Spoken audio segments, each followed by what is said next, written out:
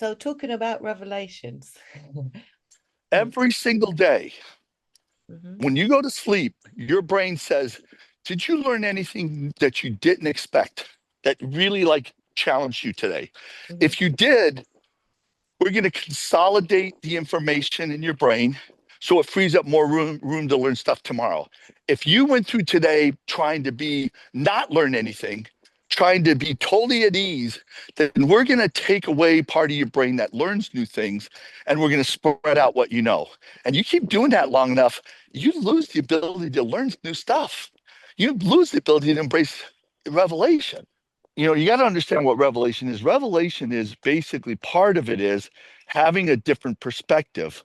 I see the world this way, and now I see the world that way. And it's hard for people to change their perspective because true revelation is a perspective you never thought of. The way to do this is to show them there's another perspective, and we talk about we versus me.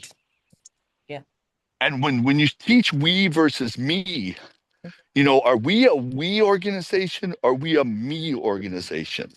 So if a professor, if you're taking a course from a professor, like your father was a professor, Yeah. and when his students were done with his tests, what's wrong with your dad saying, "How did you do on the test?" They just took the test. How did you do on the test? What's wrong with that sentence? Like, what's devastatingly idiotic and childish and lacking revelation about that sentence? John, I don't particularly know, but what I do know is that every time I sat a test, I thought if I had done really well, often it was the opposite. Okay. So Okay.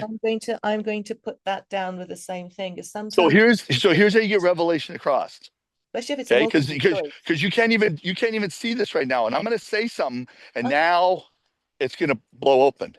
How Hmm. did we do on the test? Does the teacher have no role in your learning? True. Every time a teacher says, how'd you do on a test? What they're saying is, I have no role or responsibility in what you learned. I had no effect on it.